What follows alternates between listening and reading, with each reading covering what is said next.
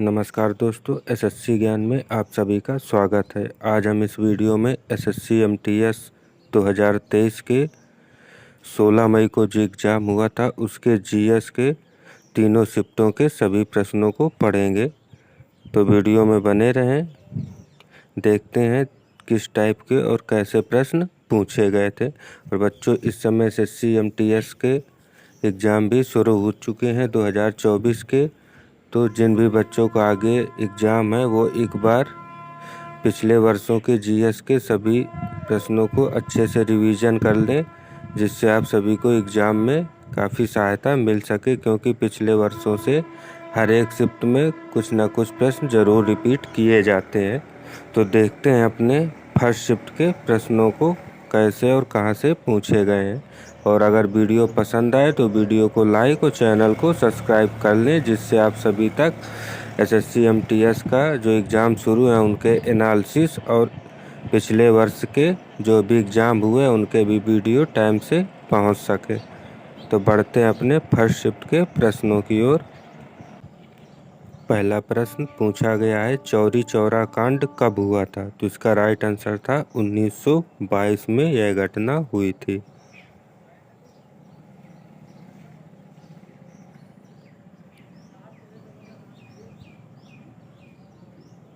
फिर अगला प्रश्न पूछा गया था, किस देश ने 2022 में विश्व एथलेटिक चैंपियनशिप की मेजबानी की थी? तो इसका राइट आंसर था संयुक्त राज्य अमेरिका द्वारा इसकी मेजबानी की गई थी।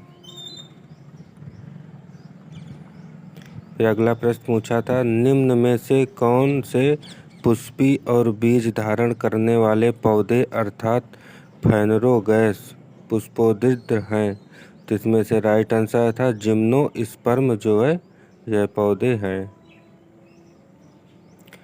फिर अगला प्रश्न पूछा था, भारत किस देश के साथ सबसे लंबी सीमा साझा करता है? तो इसका राइट आंसर होगा बांग्लादेश के साथ सबसे लंबी सीमा साझा करता है। और पूछे सबसे कम सीमा किस देश के साथ? तो इसका राइट आंसर होगा भूटान के साथ। फिर अगला प्रश्न पूछा गया था, जमी हुई गैसों, चट्टान और धूल के ब्रह्मांडीय हिमगोले से जो सूर्य की परिक्रमा करते हैं क्या कहलाते हैं? तो इसका राइट आंसर होगा धूमकेतु कहलाते हैं। फिर अगला प्रश्न पूछा था, भारत में जनगणना अधिनियम किस वर्ष आया था के प्रावधानों के तहत जनगणना की गई थी? तो इसका राइट आंसर था 1948 के प्रावधानों के तहत की गई थी। फिर अगला प्रश्न पूछा था, निम्न में से कौन सा भारत के त्रिपुरा में पृथ्वी की सफाई के साथ साथ 14 देवताओं की पूजा करने से संबंधित है? तो इसका राइट आंसर था खार्ची पूजा। फिर अगला प्रश्न था, निम्न में से कौन सा विटामिन देखने की क्षमता में एक अहम भूमिका निभाता है? तो इसका राइट आंसर होगा विटामिन ए।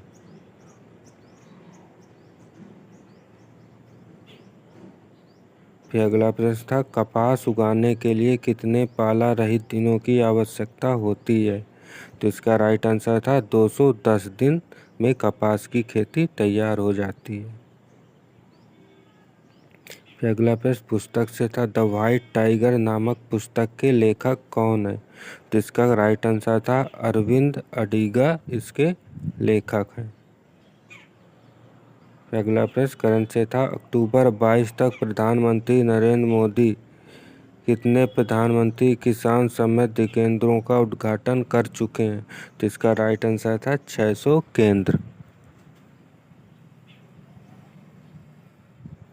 फिर अगला प्रश्न था, बहुपरमाणुक धनयानों के सामान्य नाम प्रायः प्रत्यय के साथ समाप्त होते हैं? तो इसका राइट आंसर होगा ओनियम के साथ समाप्त होते हैं। अगला था, पंडित रविशंकर को वर्ष 1999 में भारत के सर्वोच्च नागरिक सम्मान भारत रत्न से सम्मानित किया गया था। वह निम्न में से कौन से वाद्य यंत्र के वादक थे? तो पंडित रविशंकर जो है सितार वादन से संबंधित हैं।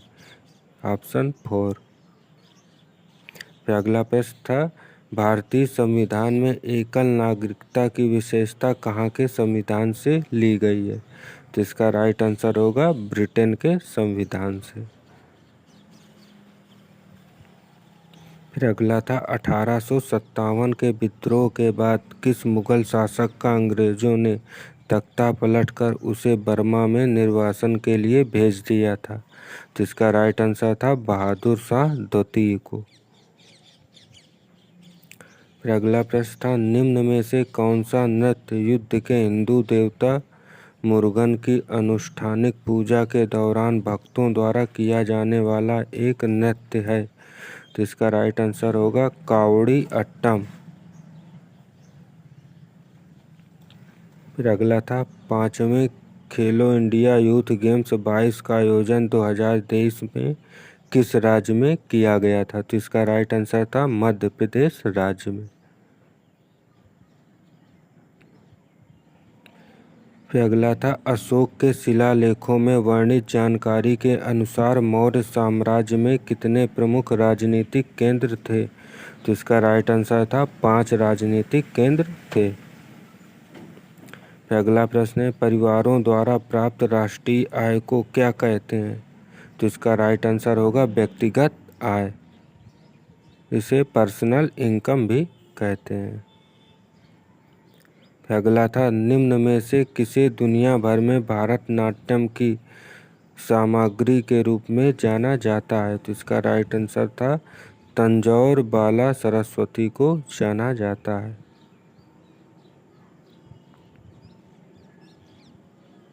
अगला था किशोर न्याय बच्चों की देखभाल एवं संरक्षण संशोधन विधेयक 21 किशोर न्याय अधिनियम में संशोधन करना चाहता है? तो यह 2015 में संशोधन करना चाहता है। फिर अगला था निम्न में से कौन सी नदी बंगाल की खाड़ी में नहीं गिरती है? तो इसका राइट आंसर होगा ताप्ती नदी जो है नहीं गिरती है, बाकी यमुना महानदी और कृष्णा ये बंगाल की खाड़ी में गिरती हैं। फिर अगला था निम्न में से कौन सा प्रसिद्ध मंदिर असम में स्थित है? तो इसका राइट आंसर होगा कामाख्या मंदिर जो है असम में स्थित है। फिर अगला था भारत के राष्ट्रपति द्वारा अधिकतम कितने सदस्यों को राज्यसभा का सदस्य के लिए मनोनीत किया जाता है? तो इसका राइट आंसर होगा 12 सदस्यों को राज्यसभा के लिए मनोनीत किया जाता है। और पूछे अगर कि लोकसभा के लिए कितने सदस्य, तो लोकसभा के लिए 2 सदस्यों को मनोनीत किया जाता है। फिर अगला और इस शिफ्ट का लास्ट प्रश्न था निम्न में से किस स्वतंत्रता सेनानी ने प्रसिद्ध नारा तुम मुझे खून दो मैं तुम्हें आज़ादी दूंगा दिया था? तो इसका राइट आंसर था सुभाष चंद्र बोस। तो दोस्तों ये थे 16 मई के फर्स्ट शिफ्ट के 25 प्रश्नों का विवरण। तो आपने देखा होगा किस टाइप के SSC MTS में और कैसे प्रश्न पूछे जाते हैं, जिससे आइडिया लग जाता है कि कैसे प्रश्न आ रहे हैं। तो एक बार जिनका भी एग्ज़ाम लगा है वो इस प्रीवियस ईयर के प्रश्नों को ज़रूर रिवीजन करें, जिससे आपको काफ़ी सहायता मिलेगी। बढ़ते हैं अपने अगले शिफ्ट के प्रश्नों की ओर। तो सेकेंड शिफ्ट में पहला प्रश्न है आयनिक यौगिक MgCl2 का रासायनिक नाम क्या है? तो इसका राइट आंसर होगा मैग्नीशियम क्लोराइड। अगला प्रश्न था भारत की कौन सी नदी बंगाल की खाड़ी में गिरती है? तो इसका राइट आंसर होगा गोदावरी नदी जो है बंगाल की खाड़ी में गिरती है। अगला था लाला लाजपत राय किस संगठन के एक सक्रिय सदस्य थे? तो इसका राइट आंसर होगा आर्य समाज के सदस्य थे। अगला प्रश्न निम्नलिखित में से कौन सा नृत्य भारत के जम्मू और कश्मीर का एक लोक नृत्य है? तो इसका राइट आंसर होगा राउफ नृत्य। फिर अगला था प्रत्येक टीम में 11 खिलाड़ियों वाली 2 टीमों के बीच निम्न में से कौन सा खेल खेला जाता है? तो इसका राइट आंसर होगा क्रिकेट। और क्रिकेट के अलावा फुटबॉल में भी 11 प्लेयर रहते हैं। फिर अगला था 8वीं शताब्दी के मध्य में एक राष्ट्रकूट प्रमुख दंती दुर्ग ने अपने चालुक्य अधिपति का तख्ता पलट करके एक अनुष्ठान करवाया जिसे शाब्दिक रूप से क्या कहा जाता है? तो इसका राइट आंसर था हिरण्यगर्भ कहा जाता है। फिर अगला था 4 दिवसीय फसल कटाई उत्सव पोंगल आमतौर पर कहाँ मनाया जाता है? तो इसका राइट आंसर था दक्षिण भारत।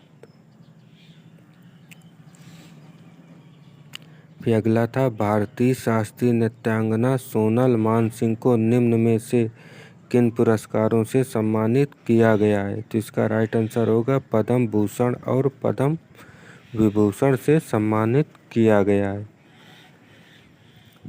तो अगला था दंत कथाओं के संग्रह पंचतंत्र की रचना किसने की थी? तो इसका राइट आंसर होगा विष्णु शर्मा ने। फिर अगला था 11 अगस्त 2022 तक राज्यसभा के सभापति कौन रहे? तो इसका राइट आंसर था जगदीप धनखड़ रहे। फिर अगला था 1192 ईस्वी में तराई के द्वितीय युद्ध में पृथ्वीराज चौहान को किसने पराजित किया था? तो इसका राइट आंसर होगा मोहम्मद गोरी ने। तो तराइन का द्वितीय युद्ध हुआ था 1192 में और पूछे तराइन का प्रथम युद्ध तो यह 1191 में हुआ था और इसमें पृथ्वीराज चौहान ने मोहम्मद गोरी को पराजित किया था और द्वितीय युद्ध में मोहम्मद गोरी ने पृथ्वीराज चौहान को पराजित किया था। फिर अगला था किसी चुनाव में मतदान करने वाले पात्र मतदाताओं के प्रतिशत को क्या कहा जाता है? तो इसका राइट आंसर होगा मतदान प्रतिशत।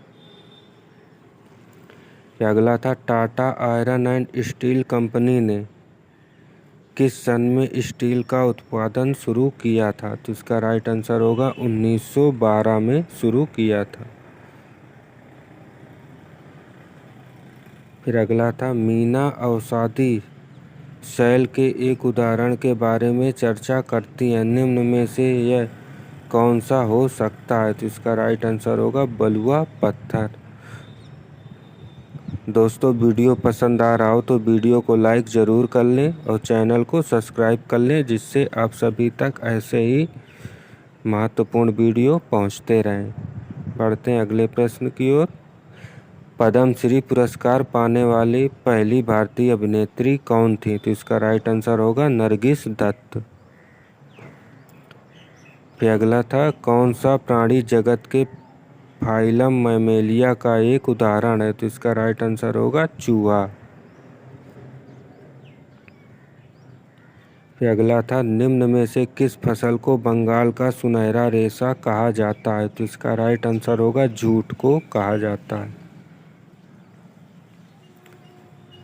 फिर अगला था जैनों के अंतिम तीर्थकर कौन थे? तो इसका राइट आंसर होगा वर्धमान महावीर जैन के अंतिम तीर्थकर थे। जैन धर्म के प्रथम तीर्थकर थे तो ये थे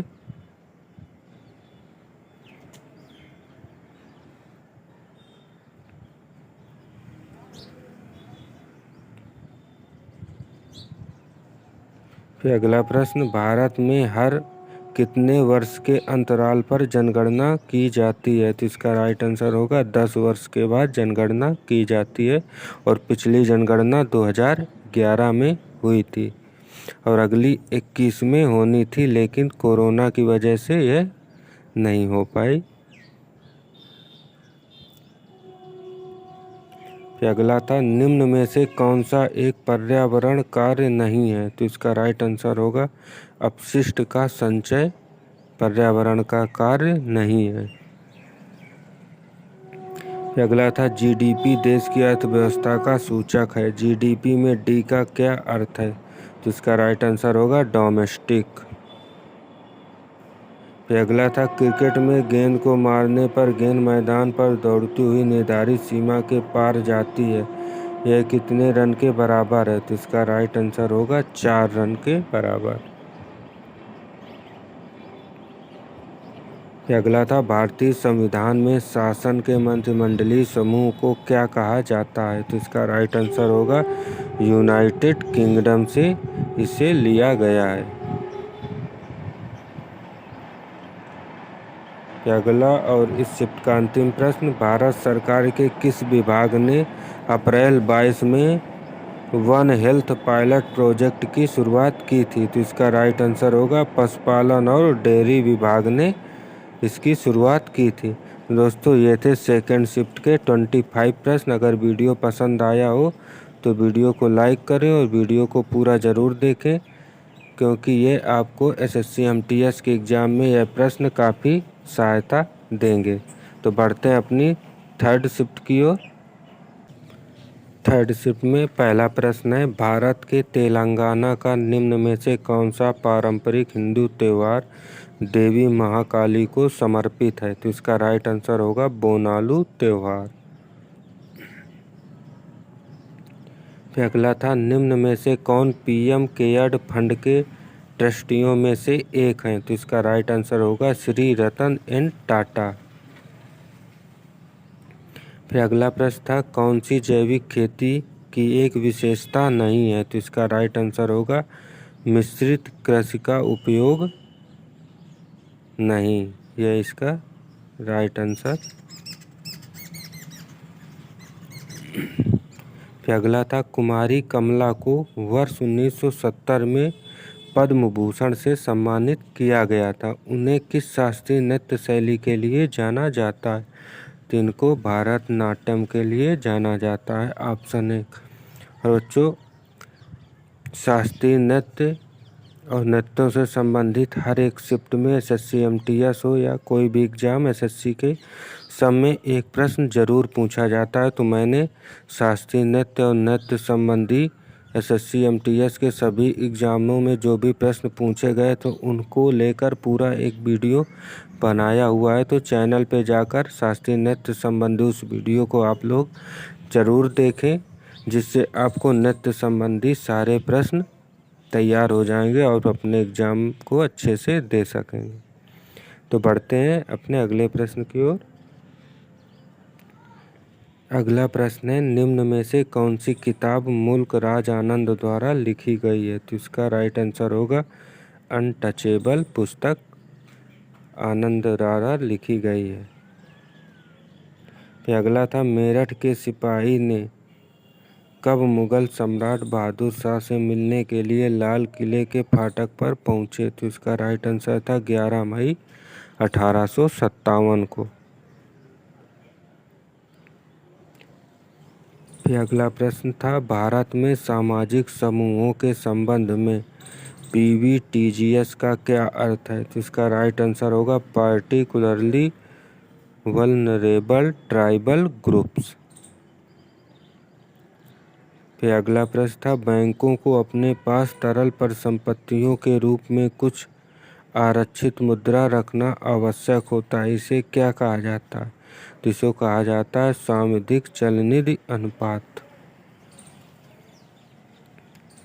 फिर अगला प्रश्न आया था, निम्न में से किस अनुच्छेद में अंतःकरण की और धर्म की अबाध रूप से मानने, आचरण और प्रचार करने की स्वतंत्रता का उल्लेख है? तो इसका राइट आंसर होगा अनुच्छेद 25 में इसका वर्णन है।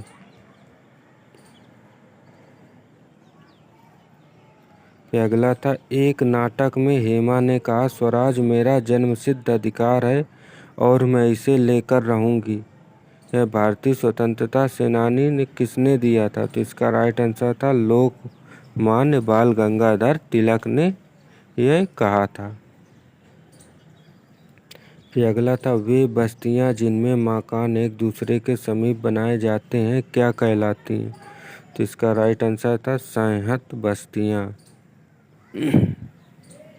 फिर अगला था, विश्व में कॉफ़ी के उत्पादन में अग्रणी देश कौन सा है? तो इसका राइट आंसर होगा ब्राज़ील।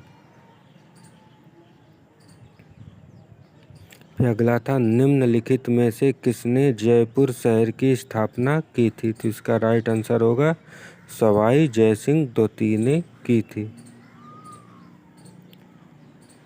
फिर अगला था भागीरथी और अलकनंदा का संगम कहाँ होता है? तो इसका राइट आंसर होगा देवप्रयाग में।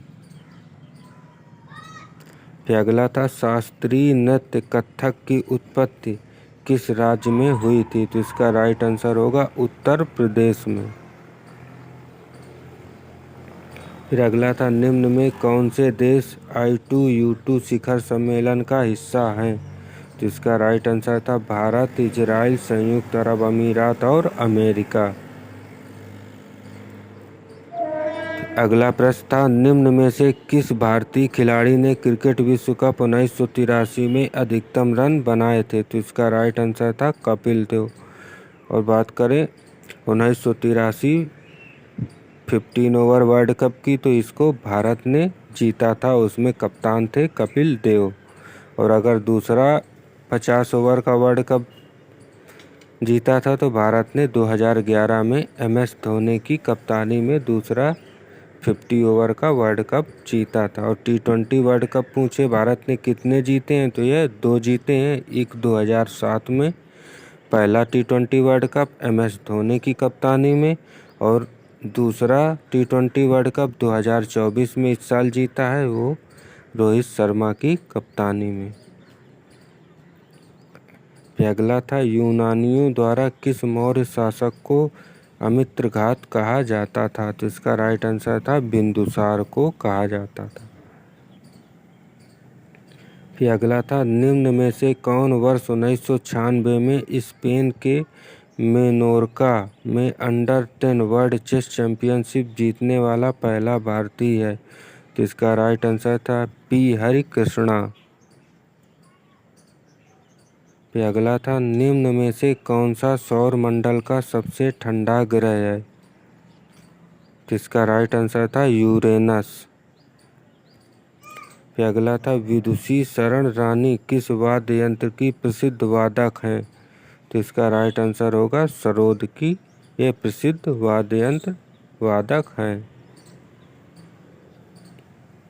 फिर अगला था निम्न में से कौन सा धातु क्षार धातु नहीं है और आवर्त सारणी के प्रथम वर्ग के अंतर्गत नहीं आता? तो इसका राइट आंसर होगा कैल्शियम। फिर अगला था केरल के मध्य और उत्तरी भागों और तमिलनाडु के कोंगू क्षेत्र को नियंत्रित करने वाले चेर राजवंश का प्रतीक क्या था? तो इसका था राइट आंसर धनुष और बाण। फिर अगला था भारतीय न्यायिक प्रणाली में PIL का क्या अर्थ है? तो इसका राइट आंसर होगा पब्लिक इंटरेस्ट लिटिगेशन। इस शिफ्ट का अंतिम प्रश्न सोडियम हाइड्रोक्साइड निम्न में से किस सामान्य पदार्थ का रासायनिक नाम है? तो इसका राइट आंसर होगा दाहक सोडा, जिसे कास्टिक सोडा भी कहते हैं। तो ये थे थर्ड शिफ्ट के 25 और तीनों शिफ्टों के 75 प्रश्न। तो वीडियो देख के आप लोगों को आइडिया लगा होगा कि SSC में किस टाइप के और कैसे प्रश्न पूछे जाते हैं। तो जिनका भी आगे शिफ्टों में एग्ज़ाम लगा हुआ है, ऐसे ही वीडियो को ज़रूर देखें, जिससे आप सभी को आइडिया लगेगा कि कैसे प्रश्न आ रहे हैं। मिलते हैं अपने अगले वीडियो में, तब तक के लिए नमस्कार, जय हिंद।